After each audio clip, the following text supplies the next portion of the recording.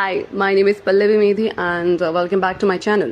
So now we'll be talking about preamble, which is again a very interesting topic and a very important one in terms of polity.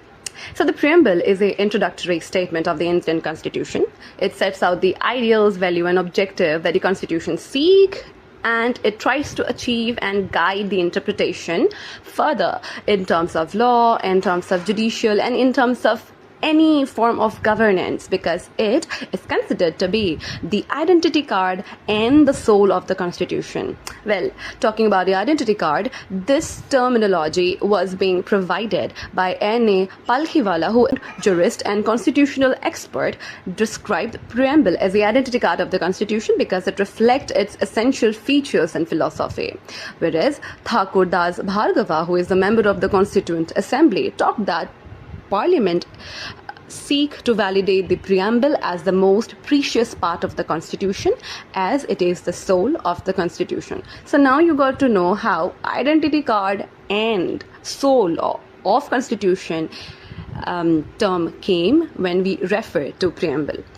Preamble has been taken from American or USA Constitution. So the basic structure is being taken from USA, but the Soviet Constitution provided us with the socialist idea. The French Revolution, on another hand, helped us to take liberty, equality and fraternity value out of it. This preamble was drafted by B.R. Ambedkar, who was the chairman of the drafted committee. It was again finalized similarly with the Constitution on 26 November 1949 and came into effect on 26 January 1950. There are four main ideals in the preamble known as JELF: justice, equality, liberty and fraternity. The socialist, secular and integrity word, these three words were added by the 42nd Constitutional Amendment 1976 under the recommendation of Swarna Singh Committee 1976. So trying to understand that this word were added during the time of Indira Gandhi emergency rule in 1975 and 1977, where they analyzed that socialist and secular and integrity do count a crucial value and thus added in the preamble. But please note that the integrity word is not actually the major key words in the preamble, but was still added in the preamble when you go through the last part of the preamble. Let's take a look about some key important cases. So the first cases were Berubhai Union case in 1960, where Supreme Court initially said that preamble is not a part of the Constitution. But in case of Nanda Bharati case in 1973, Supreme Court has ruled that preamble is a part of the Constitution and it reflects the basic structure. So a kind of a summary to the entire Constitution. The third important case is LIC of India versus Consumer Union in 1995, where Supreme Court reaffirmed that preamble is a part of the Constitution.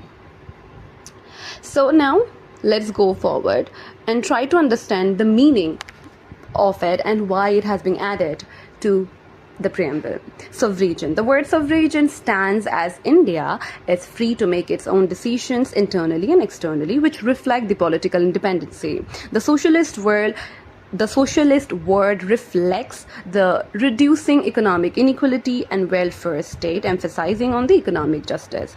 The word secular provides equality to all the religion, the state. Hence, it emphasizes on the religious freedom and equality.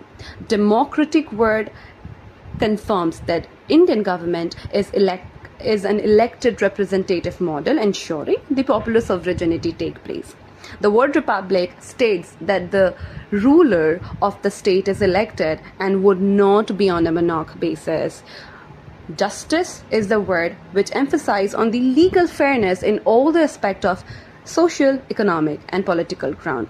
This word can be seen multiple times in the Fundamental Right, Part 3, and Directive Principle of State Policies, Part 4 of the Constitution. The word liberty stands as the freedom of thought, belief, and expression, which can be seen under Article 19. The word equality states again the equal opportunity and status to the nation itself, which can be seen clearly in the Article 14 to Article 18. Fraternity word provide the sense of brotherhood, which promote unity and integrity.